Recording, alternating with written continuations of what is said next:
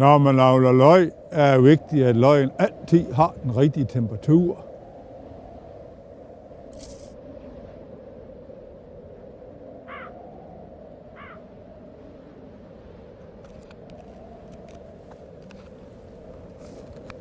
Du ved, det ikke er godt for løgen.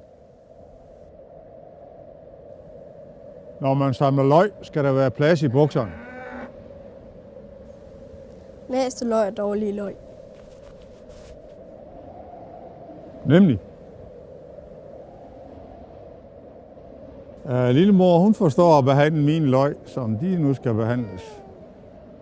Hun laver løgsuppe, løgsovs, løgkage, løgbrød, løgsalat, løgsaft, løgtærte, syltede løg og kogt løg, stueløg, svitseløg, rødløg,